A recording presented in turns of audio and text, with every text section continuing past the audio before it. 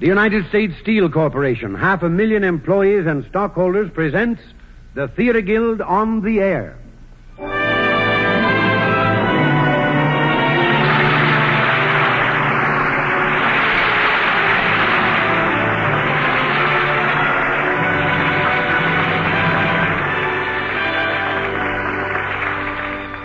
United States Steel presents the Theater Guild, one of America's foremost theatrical producers, bringing into your home every Sunday evening from the stage of the Vanderbilt Theater in New York City the most famous plays of Broadway.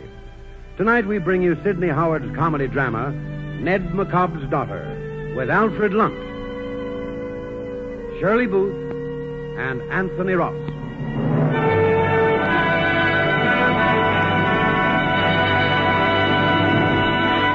And here is Lawrence Langner, co-director with Teresa Helburn of the Theater Guild, to tell you something about the play and the players. Mr. Langner. Good evening, ladies and gentlemen. The play we are producing for you tonight is about New England and is set in the Prohibition era. Many of you listeners are probably too young or too law-abiding or even too innocent to know about the illicit trade in liquor, which went on then and was conducted by gentlemen known as bootleggers. In our play tonight, Alfred Lunt plays the part of Babe Callahan, a colorful New York bootlegger in business on a large scale. He created the same character in our original production at the John Golden Theater, New York. Shirley Booth plays the part of Carrie, the daughter of Ned McCobb, a woman with the Yankee shrewdness and the Yankee honesty which has made our country great. And in the conflict between Babe and Carrie, New Yorker against New Englander, we shall see who wins in the end.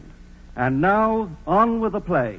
The curtain rises on the Theater Guild production of Ned McCobb's Daughter, presented by United States Steel, with Alfred Lunt as Babe, Shirley Booth as Carrie, and Anthony Ross as George.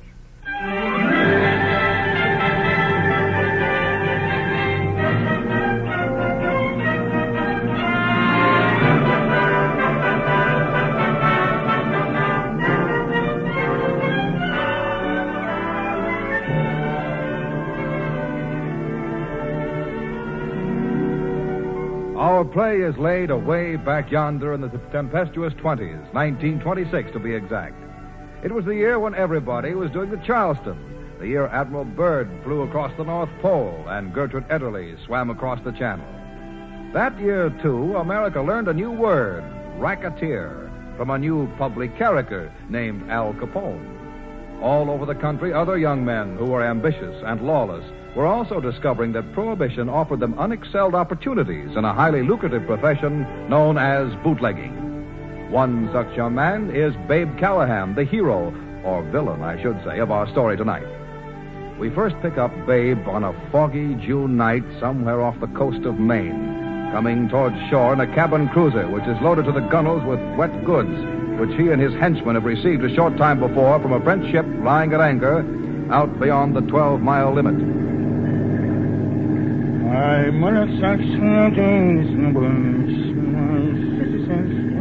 Say, babe, you don't have no slicker on. Slicker on back, you're getting wet. Around back? What kind of sailor talk is that? Okay, aft. So what, Commodore? Hey, boss, Ralph wants you quick. You're right there, Eustace. What's up, Ralph? We got a government patrol boat on our tail. Well, what are we doing? Highball out of here. Oh, there's a searchlight. Look at that nasty thing filling around for us. Push her up another notch, Ralph. She's wide open now. Listen, Eustace, when we get in closer, you and me will drop off in a dinghy. She's gaining on us. Stop! The lights picked us up. They spotted us. Get down, babe. They can see you. Turn around sharp, Ralph. Keep zigzagging. Oh, boy, it's just like the movies. Wow, that was too close for comfort. Mr. Samael, I'd like to give a medal to the guy that invented fog. You know what I'm thinking? Them swells down in New York got a lot of crust beefing about the price of bootleg booze.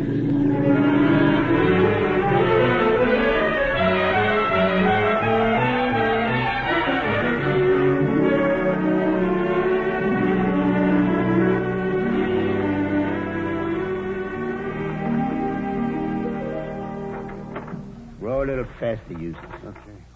Holy mackerel. It's blacker than black, ain't it? I only got one worry. Did Ralph get that liquor in safe? Here we are. Now, get out.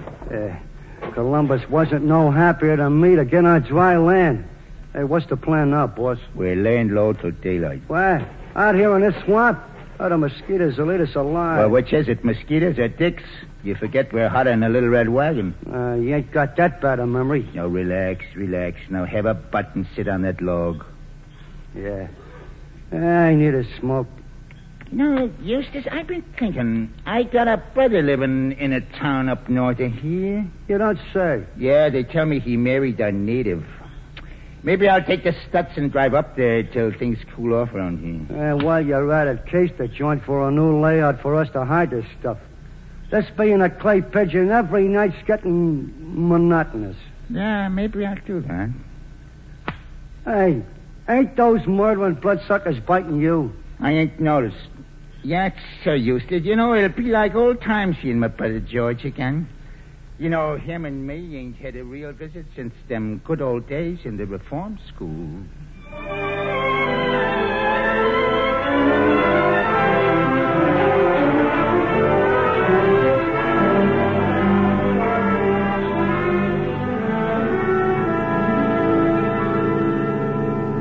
My mother sells snowboards. My sister sells synthetic gin. My brother sells tips on the ponies. So my, how the money rolls in. Hey, brother, where's this boy you fair him? Keep right on going. Get over that rise ahead and you can just about see it. Prettiest place in state of Maine. You know a guy named George Callahan? Yeah, Captain Ned McCobb's son-in-law? Sure. Keep right on past the post office, son, till you come to a clapboard house painted green with the stucco addition. Can't miss it. Right near the ferry. There's a sign on the outside says Carrie's Spa. Come again? Carrie's Spa. It's what Carrie calls her soft drink parlor. Yeah, how does Carrie get into conversation? She's wife to him. To who? George Callahan. Ain't that who you're asking about? Oh, yeah, that's right. Well, thanks for the buggy, all right? Happy to be of service.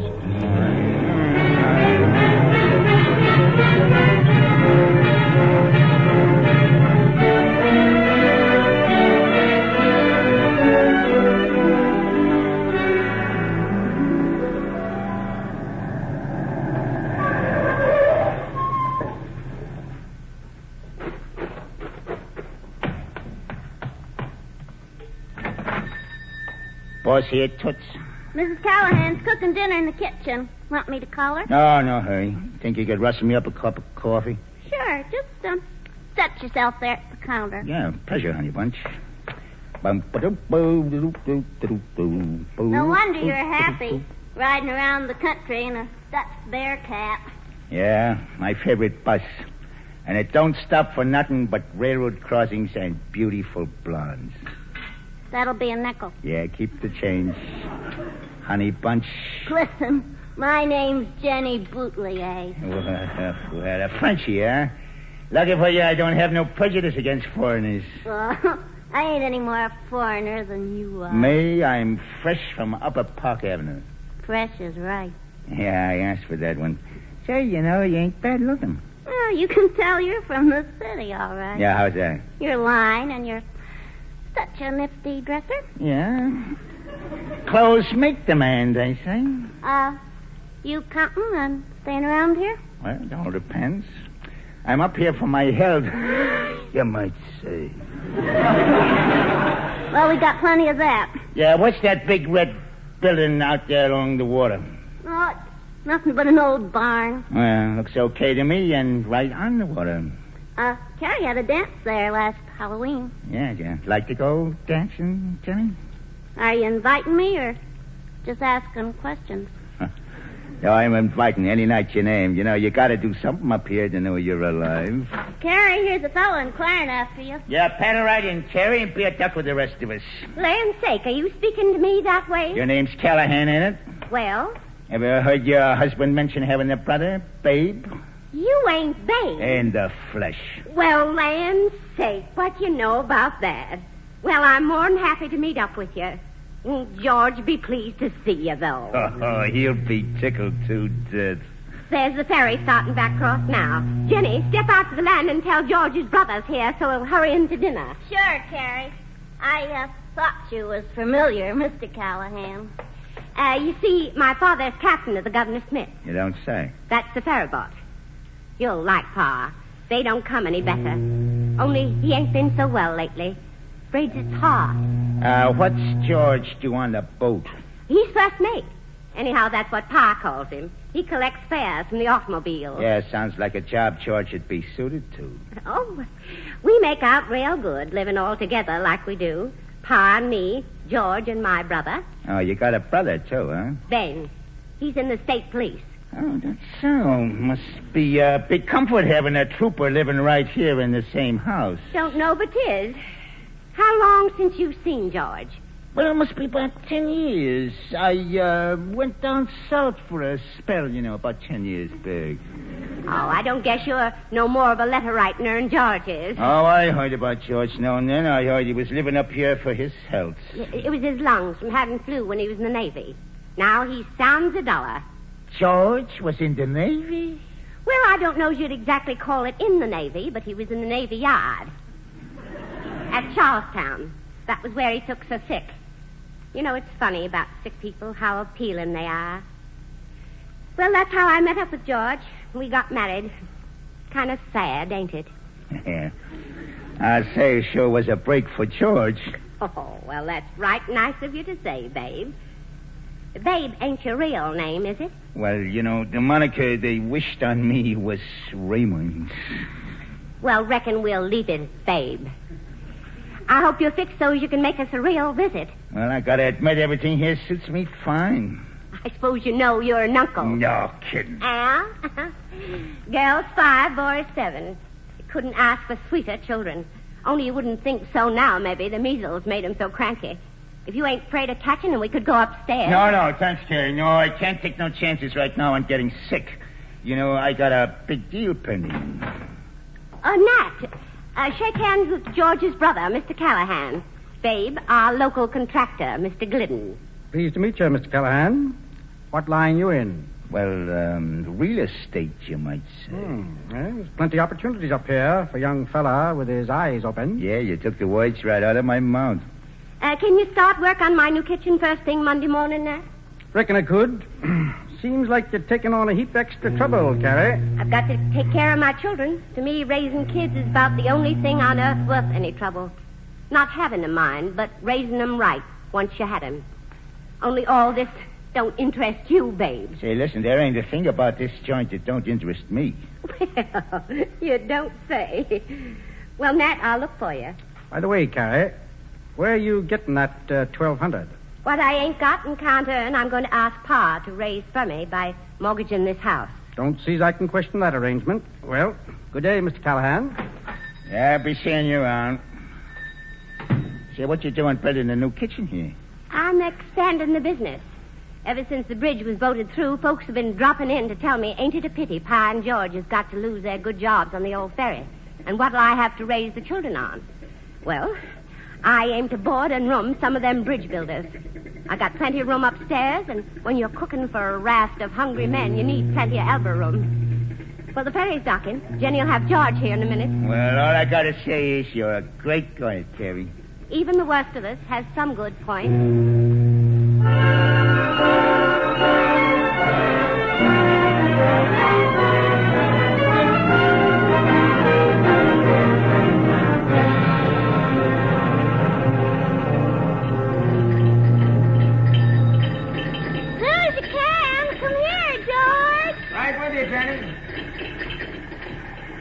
Hello, Jenny.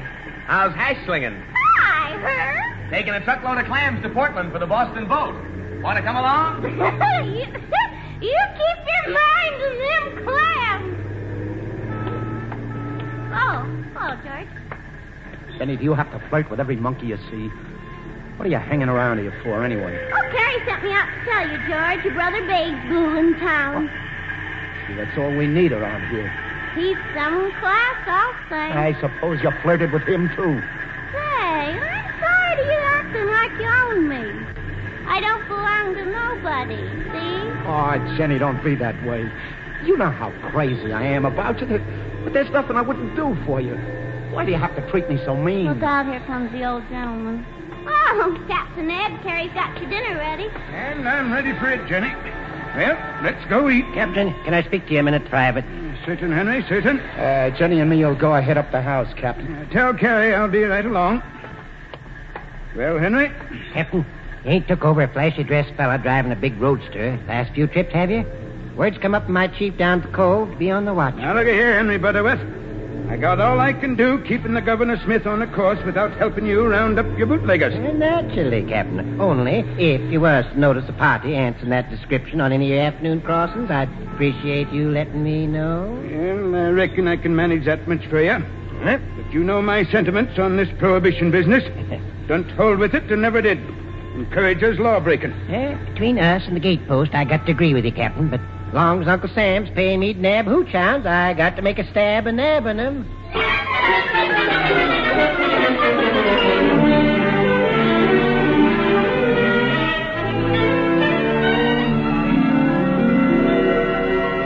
Another slab of blueberry pie, babe? Say, no, I'm up to my neck now. How about you, Pa? No more, daughter. You can give me a hunk, Carrie. Well, I gotta say, that was elegant eating. And it's Sonia's a pleasure to be here with you all. Oh, we're real glad you're paying us a visit, ain't we, George? Yeah, sure. Why, you act like such things happen every day. Long-lost brothers is real romantic. How long you staying, babe? You know, this place is dead as a doornail. Well, George, I like the simple life. You know, fishing, swimming, and maybe a dance once in a while. Jenny'd go dancing with you. Now, that's funny. I already asked her. Boy, you work fast. Yeah, I used to like dancing. Dances you young folks never heard of. Hell's Victory and such things. Yeah, it's a long time ago now. Who's that coming in here with Ben? Appears to be Lawyer Grover. Who's the cop with him? That's Ben, my brother I told you about. Pa, what you suppose he's doing home at noon? Afternoon, Carrie. Afternoon, Hello. Ed. Hey, it's good to see you, John. Cup of coffee, Mr. Grover? No, thanks, Carrie. Where you going, George? No place. I just thought I'd go have a look at the kids before I went back to work. No, you're not. Mr. Grover's got something to say to you. What about Ben? Perhaps we'd best go in the parlor. It's a family matter. A family matter. Well, don't mind me. I'm one of the family, you might say. Oh, excuse me, babe. Mr. Grover, Ben, this here's George's brother. I know you. Howdy, Mr. Callahan. Something wrong, John? Afraid so, Ned. Well, John, if something's wrong, better tell us right off what 'tis. Suppose you tell us, George, Tell you what. how much money you've robbed the ferry of. How's that, John? Oh, George, you ain't. Of course I ain't. Robbed the ferry. Won't do a bit of good to deny it, George. Company's had spotters on you. Ben's got a warrant for your arrest in his pocket. I tell you, I don't know what you're talking about. Spotters for the company reported in 12 days since Decoration Day, you've held out $194. Oh, George, how could you do that? That's right. Believe And him. Carrie, they've got further evidence your husband's been at this since last summer. Tell you, it's a dirty lie. A thief. No telling how much he's stolen. What did you buy that auto of yours on, George? Mr. Grover, I gave him $150 to pay for that auto out of what I saved here in the spa. Yeah, that's right. Then, where'd you get the rest? George, talk up. Tell him how cheap you got that car and how you painted it yourself to make it look nice. It was a brand new car, Carrie. No. That's right, sis. I was down to Portland yesterday and checked with the dealer. Of course, Carrie, I don't believe you're in any way responsible. But with you planning expensive improvements on this place, well, I only want you to see how much you're all involved. Ned, when you asked the company to give your son-in-law a position of trust, did you know he came to it straight from a year in prison? Never heard that afore. No, Pa didn't know it. I never told him. George in prison? Daughter, why didn't you tell me? The company trusted me. I can understand what held Carrie back, Ned. She thought her husband had his lesson. I only wanted you to see how it looks to the directors. I've always been an honest man, John. I've always tried to be honest. I know that, and the directors know it. And now I'll tell you what they've decided to do. Out of consideration for you and your record, Ned, and for you, Carrie, the warrant for George's arrest won't be served if George can pay the sum of $2,000 by noon Monday. $2,000? Yeah. At which time the directors will accept his resignation, Ned, and agree not to prosecute. Thank you, John. Well, I guess that's all there is to say. It's a frame-up. I never took a dime. The truth ain't in you. You want to take your chances on proving your innocence in court? Sure. No, he don't want nothing of the sort, Mr. Grover. It was real kind of you to take so much interest. We'll have the money for you tomorrow, somehow. I hope so, Carrie. Good day, all.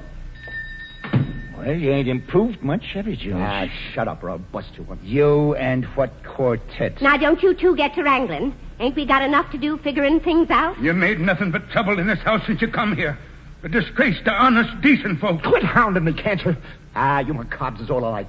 Always blaming somebody. What made you steal? Answer me. Supposing I did knock down on him once in a while. Yeah, show me a collector who don't do a little graft. After all we've done for you, too. Maybe you'd like me to go off and not come back. Running away won't solve anything. You're Carrie's husband, and your children are my grandchildren, and for their sake... You can mortgage the house, Pa. I was aiming to ask you to do that for my new kitchen anyway. But George comes first, don't he? You wouldn't mind doing it, Pa, for such a good reason? Maybe. The company will give us more time. Maybe. Sure. What I took ain't a drop in the bucket to them. I won't have you making light of theft. Do you hear me? Get off your high horse. You got the benefit of some of the money. Don't you say that. And them kids upstairs, sure. Sure, I bought a new car. Well, sure, who's been riding in it? I've been an honest, law-abiding man all my life. I won't stand for it. Trying to make me out one of his kind. Now, Pa, don't excite yourself. And if I go to jail, there'll be some others around here that'll go, too. Yeah, I'll see to that. You dare to threaten us? You low-down thieving whelp. I'll thrash you within an inch of your life. I'll show you. Look out now, old son. Don't stop nothing. I don't care how old you are. Stop him, Ben. Take your hands off me, Ben. Now, you just calm down, mister. Ain't you ashamed of yourself, George? I wouldn't have hit him. Well, that's only sense, seeing his son's a cop. Pa, listen to me. It'll work out. We'll raise the money on the house. Don't you worry about it. Daughter, I don't know what to do. Don't know how to tell you. Tell me what, Pa? A year ago, I gave that blackguard money for your sake, Carrie. What's he talking about, George? How do I know? I had to do it. To save your home. What you mean, Pa? To tell your daughter, this husband of yours is a treacherous, good for nothing. What's the matter, Pa? Didn't know how rotten he was. Pa. I didn't know he was a thief. My daughter married the... Pa, what is it? Ben, help me. Pa, what's the matter? Get some water. Here, let's get him up on the couch. Help us, George. Oh, speak to me, Pa, please. It's Carrie. Can't you answer me? Oh, Pa. It's a stroke, sis. Pa's got a stroke. A stroke, huh? Yeah, I heard it then.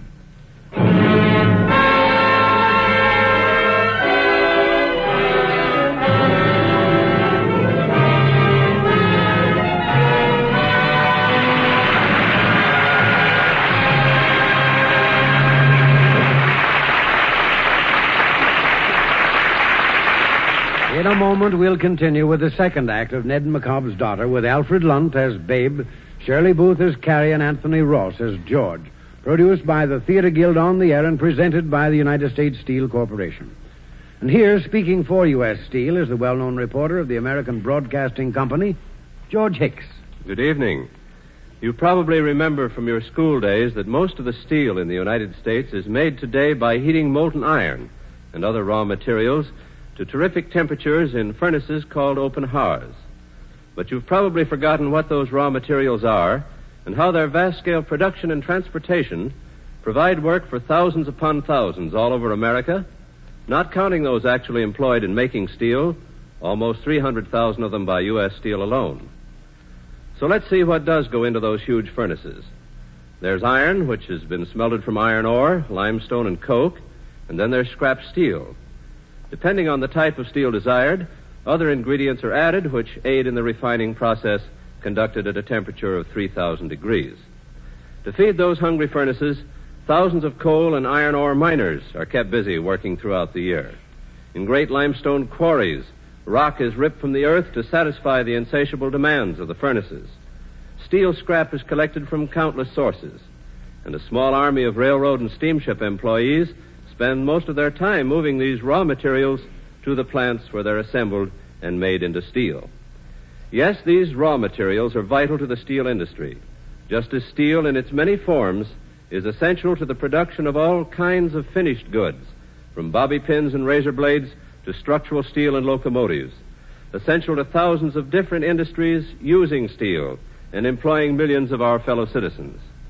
So next time you use any product of steel, from a can opener to an automobile, remember you're benefiting from the skills and energies of literally millions of men who have helped to transform the raw materials from the earth into the steel out of which come many things to make our lives more comfortable. We pause now for station identification. You're listening to KECA, Los Angeles.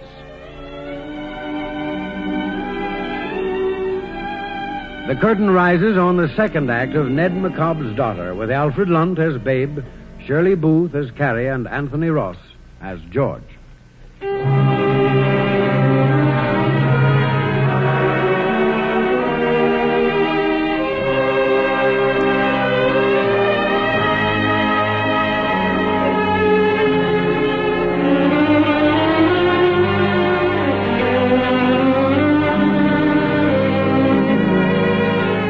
Captain Ned McCobb never regained consciousness after the altercation with his worthless son-in-law. The disgrace of George's theft brought on a stroke which proved fatal. It is now the following afternoon, and Babe and George are sitting near the plain oak casket in the parlor of the McCobb home. Yeah, it's a funny thing the way people die. It's like getting the bum's rush out of a joint when you least expect it. Yes, sir, it's a funny thing, that is. Any way you look at it, George? Hey, don't go smoking in here. Take your feet off the coffin. I'd like to sit with Pa now for a spell, boys. Okay, Carrie. I'm going upstairs to see the kids. Now, don't be standing there looking at your Pa that way. The best way to get through this is to put the old man out of your mind and think of something pleasant. I love Pa. I wasn't thinking, I was feeling.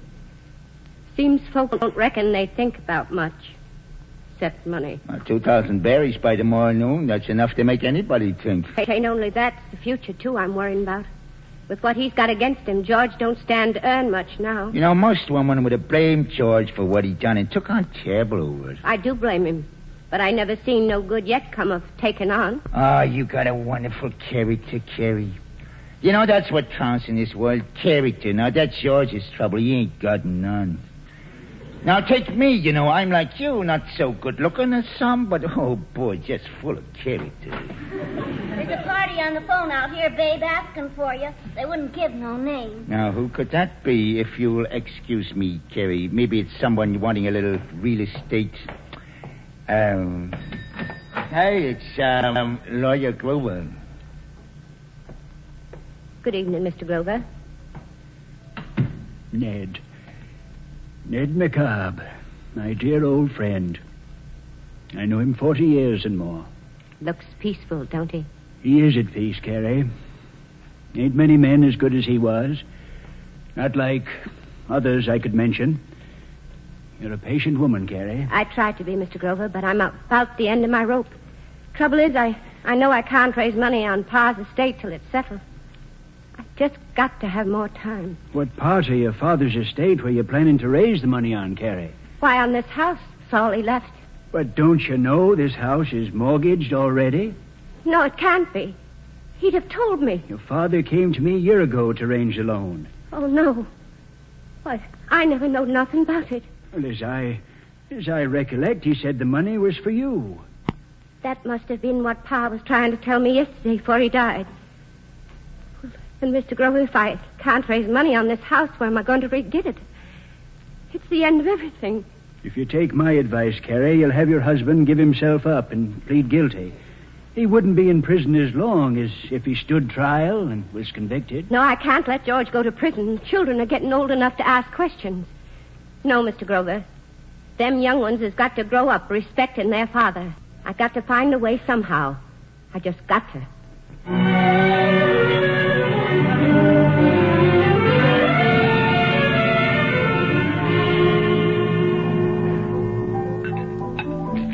You deal, Eustace?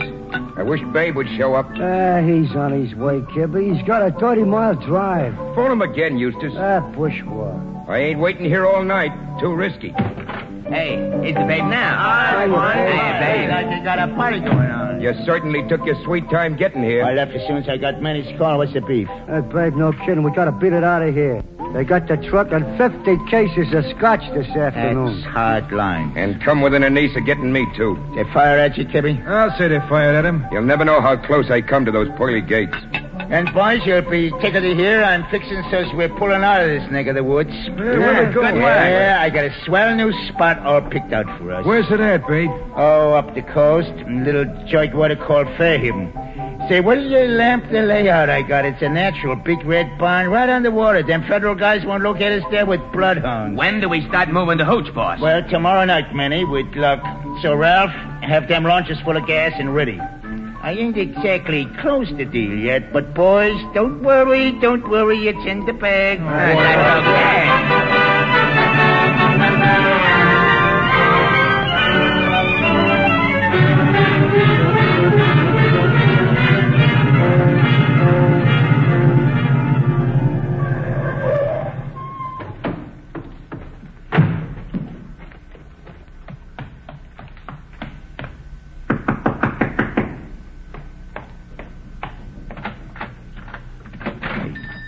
You closed up shop for the night, Karen? My land, yes, it's late. Where you been so long? Oh, I had some business down the road. You missed your supper.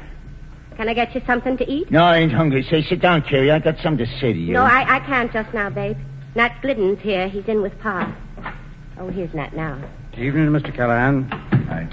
Well, Carrie, I still can't think of Captain Ned as a corp, even though I just seen him laying there in his coffin. Oh, Nat, about my kitchen. Yes, Carrie. It don't look like I'll be able to have you go ahead with them alterations after all. The trouble is, the house was mortgaged by Pa, and I never knew it. That's too bad, Carrie. I was wondering if maybe you could see your way clear to going ahead on the work and let me pay you from time to time when I could. I just don't have the ready cash to go on. I hate like sin to turn you down, Carrie. Don't matter, Nat. I'll let you out.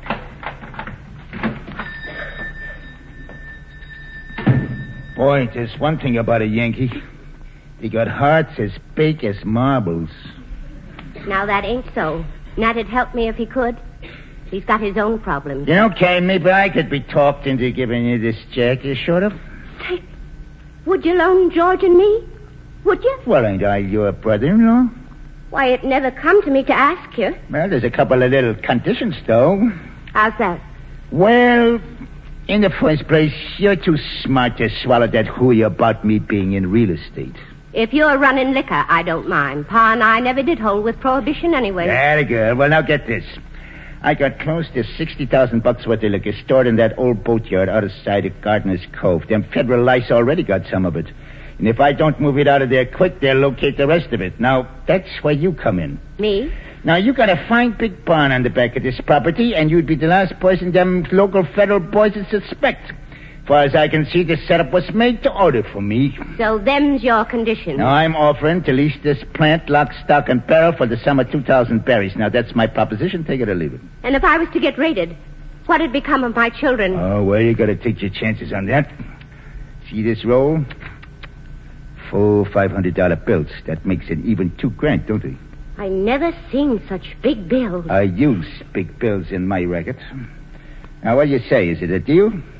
Thank you, but well, no, I couldn't. Well, you never get a crack at no easier, though. Maybe not, but you don't know what you're asking of me. Well, why shy away from a little bootlegging that may be illegal but ain't no crime? The spot you're in? Well, now I think twice. I can't think. I'm too tired. Okay, then I'll think for you. You know, you ain't got much to choose from. You can skip with George and spend your life on the watch out for the levies, moving here, moving there, no steady work, hiding like rats in the big town, or you can get another way out. Staying here alone without George and starving on what you can make out of this grease joint. With a mortgage over your head till the bank takes the old house away from you and the kids don't have no home. Now, I'm giving it to you straight, Terry. The best way is to play along with me. Now. Turn off the tears. Besides, you don't have to make your mind up right off. I'll let you keep the dough if you want. And you can give me your answer in the morning? No, here, take it. No, I can't. I can't do it. Well, it's yours for the asking. 2,000 berries in the coin of the realm. I can't get mixed up in no such shady business, babe. I can't. Yeah, you mean you're going to let them poor kids go hungry and their daddy go to the pen rather than hurt your conscience? Say, use your head. You got one. Quit pushing me. I'm trying to do the right thing. I gotta hang on to something I believe in. Now, pipe down. Listen. I gotta have something left that's decent and respectable. Let me think, can't you? Just give Shut me... up. Somebody's out there prowling near that window. Who's there? Henry Butterworth, Carrie. Oh, yeah, I thought I smelled gas. You better get it.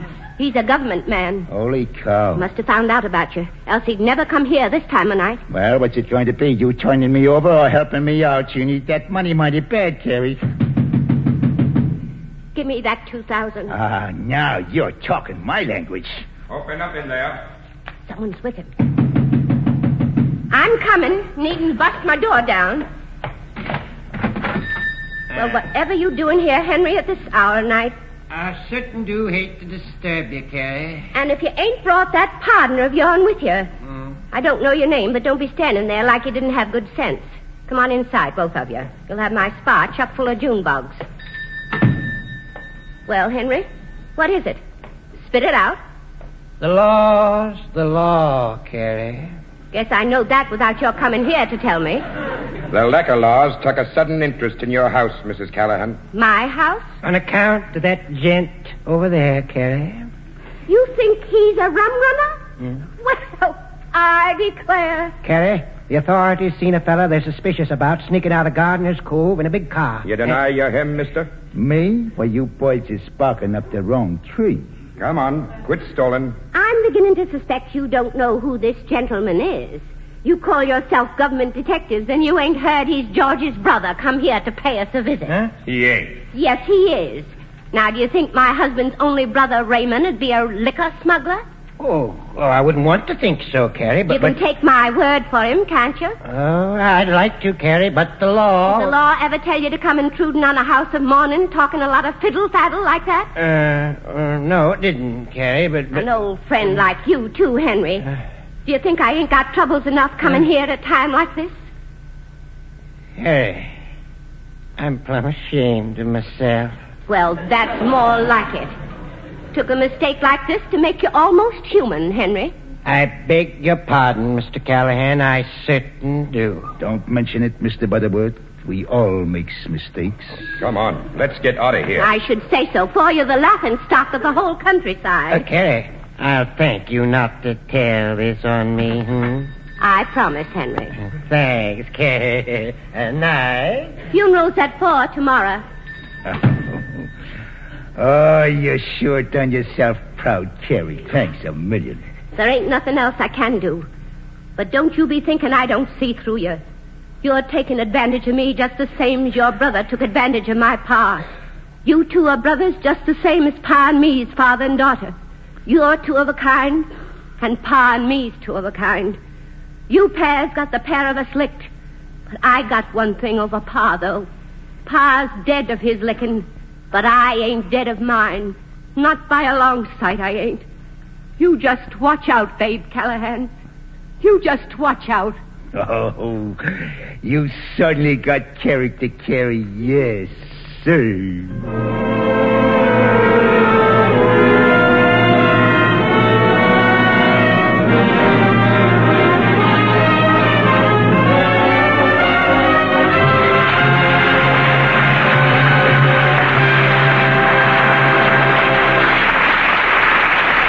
In a moment, we'll continue with the third act of Ned McCobb's Daughter with Alfred Lunt as Babe, Shirley Booth as Carrie, and Anthony Ross as George.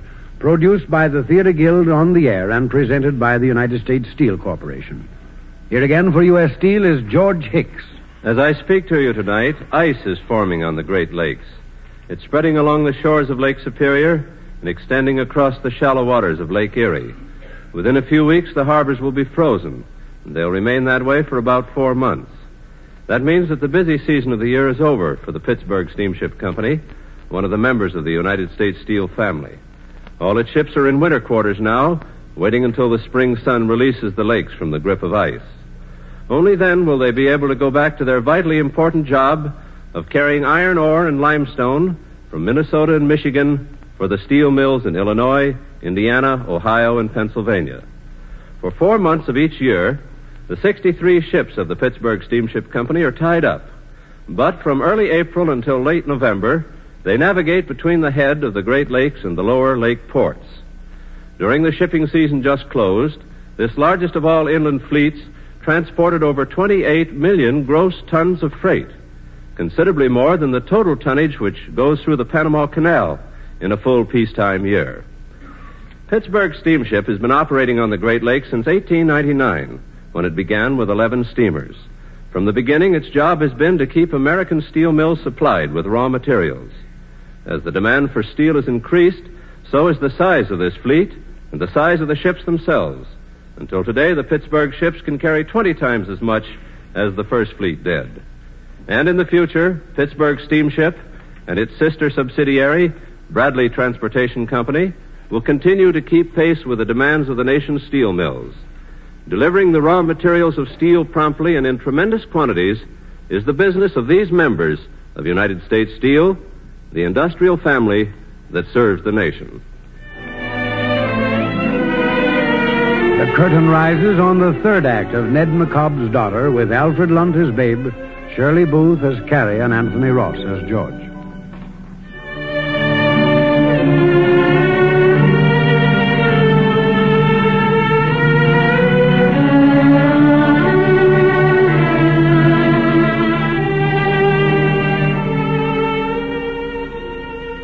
Already, Carrie? Oh, I wanted to slip in here and get the spa cleaned and coffee ready for you when you come down. You can put the pies and donuts out on the counter. We're open today no matter what folks think. Except for only an hour during the funeral. Why, ain't that blast and a fright? The men have begun on this end of the bridge first. You can see the smoke and the dust flying. I got something on my mind I have to tell you, Jenny. Tell me, Carrie? I hate to say it, but you'll have to be looking for another place now. Why's that? Well, you see, I come into some pretty heavy expenses. Oh, if that's all that's bothering you, you don't need to worry about my wages. Well, it's real nice of you to say that, Jenny. But there's other reasons I can't let you stay. And I don't think you'd like it so much here, the way things are going to be from now on. Please, Carrie. Don't send me away. I'll just get in trouble if you don't keep me. You'll get in worse trouble here. I'll try and find a good place for you. But you just simply got to go, Jenny. Are you in there, Carrie? Here's George coming. You don't want him to see you crying, do you? You get out in the kitchen now and warm up some milk for the children's breakfast. Morning, George. Good old Carrie. Well, it's some time since you kissed me good morning. Yeah, well, I'm turning over a new leaf and fixing to treat you right. This time, though, you got to mean it, George. I don't want always to be nagging you. You ain't strong and you don't think twice like I do. But you ain't so bad but what you couldn't be worse. You ain't a drinking man, and you ain't never carried on with other women.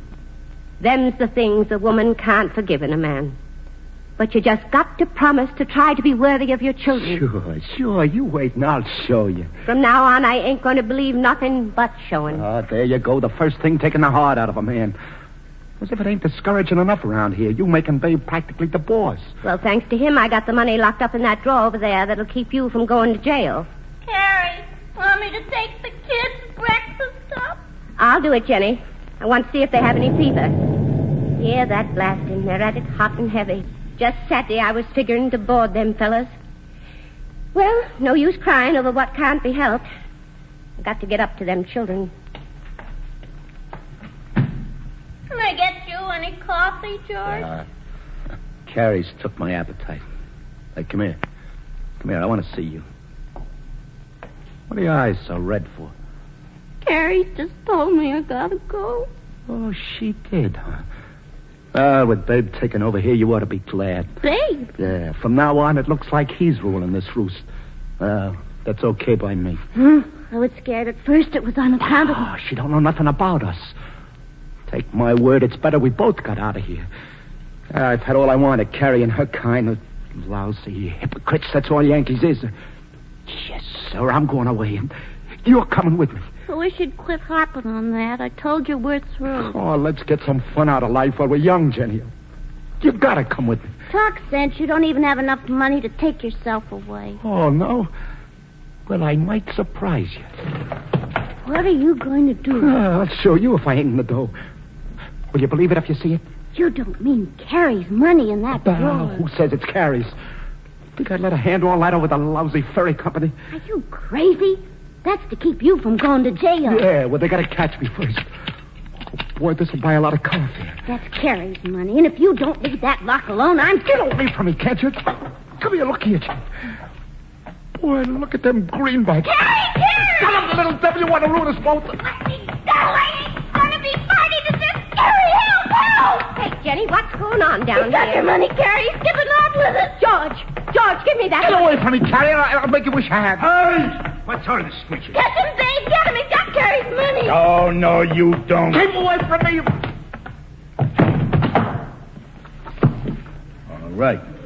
All right. Now hand it over. You just can't break the habit, can you? Here's your money, Carrie. Seems to be all there. You can get up now, safecracker. Well, I'll leave it with you. You wait and see. No. Behave, jailbird. Jailbird? Oh, look who he's calling a jailbird. And I suppose you ain't done time, too. Sure, I done time. 3 years, and not in any of these small-time lockups of yours. 3 years in Atlanta I done in the federal penitentiary, and that's class, if you ask me. I wish we was all there. Then I wouldn't have so much to vex me. Yeah, you've been so frank and open about me, Georgie. I got half a mind to tell Carrie a few things about you. Babe, there ain't nothing more you can tell me about George I don't already know. Oh, ain't they? Did he ever mention he was planning to run away a year ago and give the air to you and set up housekeeping with Jenny? I'll get you for that one. Jenny? And George? Yeah, and he would have, too, if he could have talked Jenny into going off with him. You've been carrying on behind my back. All this time you've been carrying on. What Babe's saying, is it true? Answer me. Well, looks like the cat's got their tongue. I can't believe it. I can't.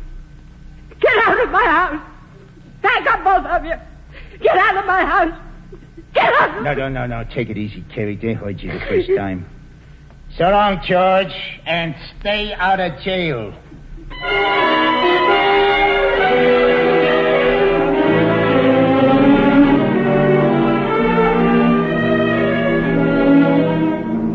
Now, don't get off that sofa, Carrie. We brought you in the parlor to rest. You know, you kind of been through the ringer. Ain't I right, Ben? You ought to be quiet a while, Carrie. I feel like there ain't nobody ain't been lying and lying and keeping things from me.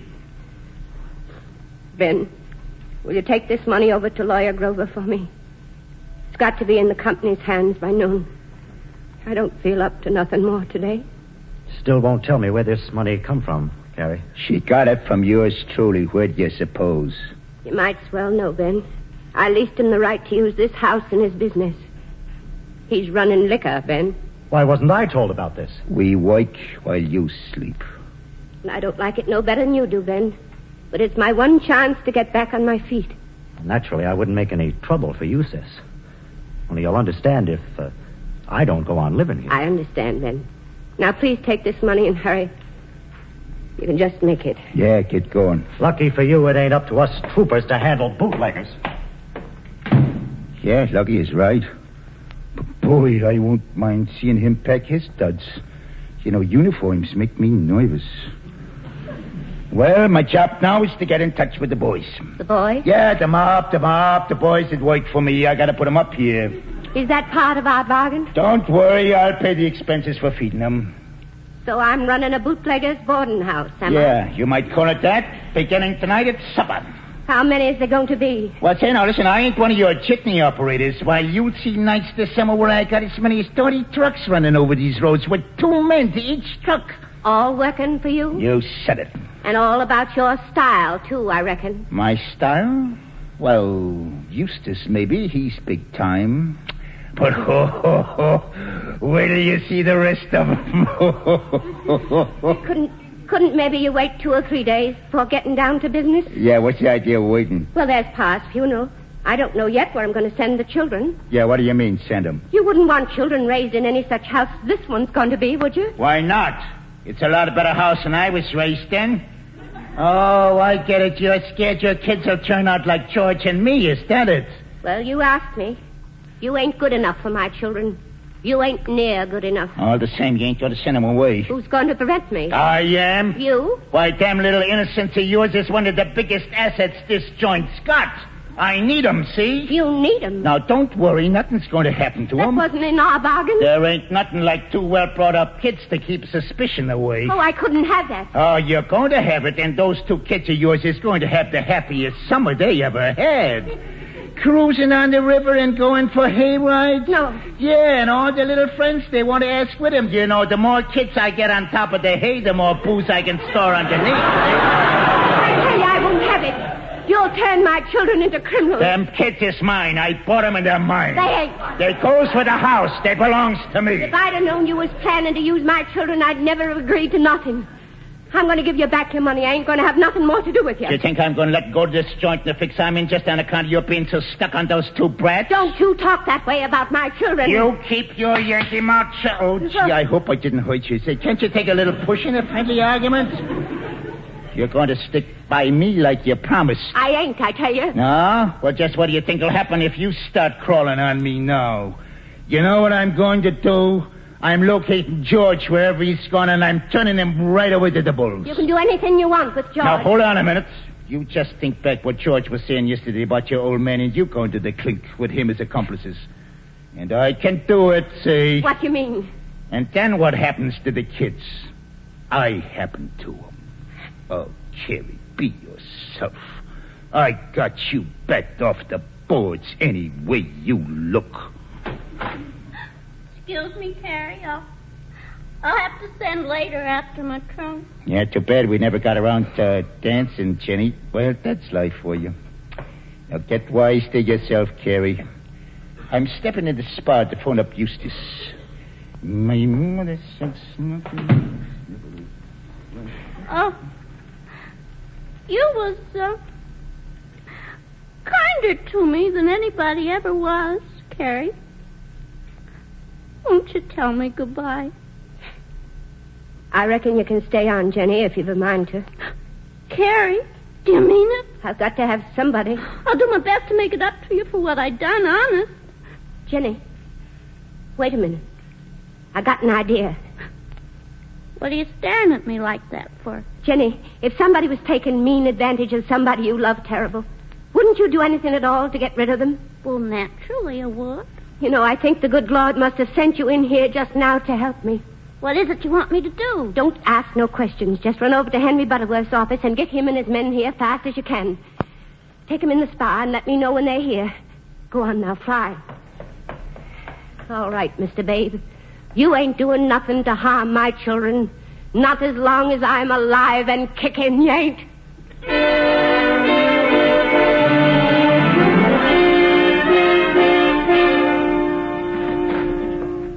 Well, I can see that phone out there ain't going to be much use to me. But some long-winded dame's been blabbing away for the past 15 minutes. Babe, I was thinking just now. Yeah, you must have been. You look spunkier. What was you thinking?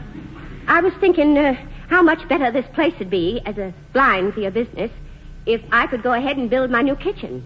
You see, I was thinking how folks would notice your rough men hanging around here, so many of them, with things quiet in the spa like they are now, and how your men wouldn't be so noticeable if I was feeding all them bridge workers every day, too. Yeah, you already told her that. What do you know? And I was thinking, seeing as how I could make this place a sight more valuable to you by enlarging my spa, maybe you'd be willing to help me do it. Yeah, I'm all for that, as long as you're willing to play ball. Maybe you'd be willing to give it to me right off now, so as I could show Nat Glidden I got it and get him on the job first thing in the morning. God, you certainly work fast. I ain't got any time to lose.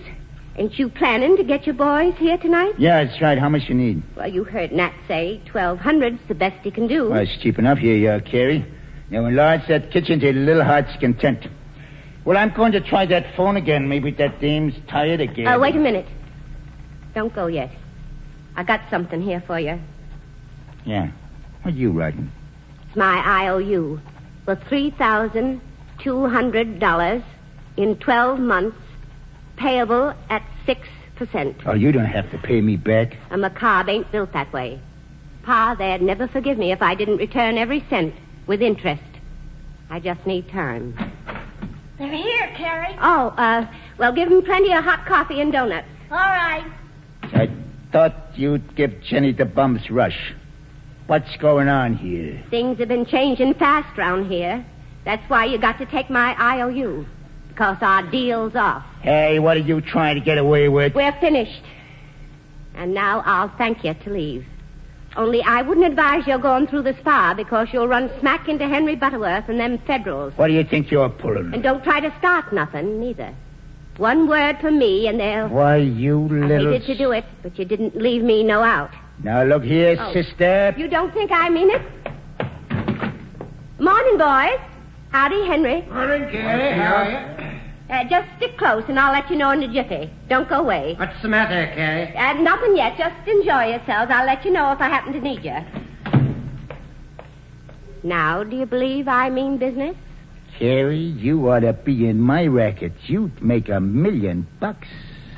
Never mind, no compliments. You just kite out through the garden patch. Yes, sir. I'll have to hand it to you.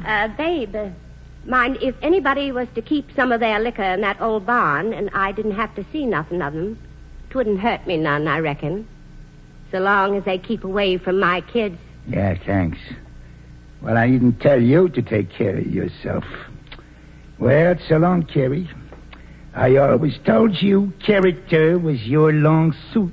I'm glad he's getting away. Blast away, darn ya. You don't scare me now. I'll be starting my kitchen first thing in the morning, so blast away, darn ya. Oh, excuse me, Pa.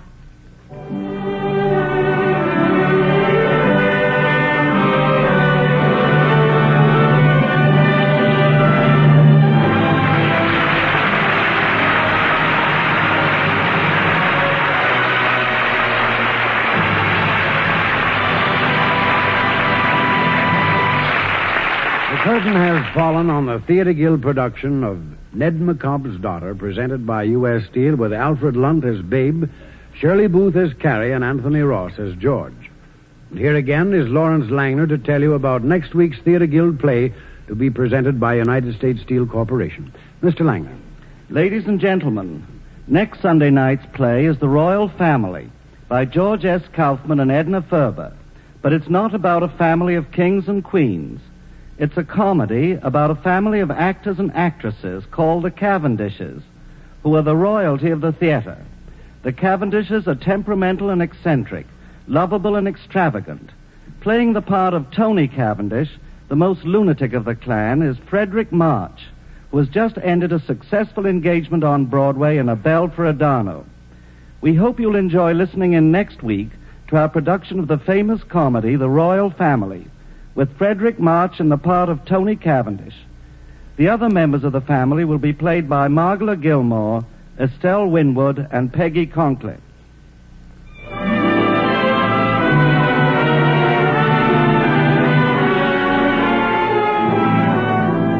The United States Steel Corporation hopes that you'll be with us next week at the same time when we'll bring you Frederick March in the great comedy of theater life, The Royal Family, with Margola Gilmore, Estelle Winwood, Everett Sloan, and Peggy Conklin. If you'd like program notes and cast list of tonight's Theater Guild on the air, prepared for each broadcast with information about the play and the players, simply address U.S. Steel Corporation, Radio Department, 71 Broadway, New York 6, New York. The staff for the Theater Guild on the air includes Homer Fickett, Director, George Condolph, Producer, and Armina Marshall, Executive Director of the Radio Department. Music for tonight's play was composed and conducted by Harold Levy, and the play adapted for radio by Kenyon Nicholson. This is the American Broadcasting Company. It's 8 o'clock at KECA, Los Angeles.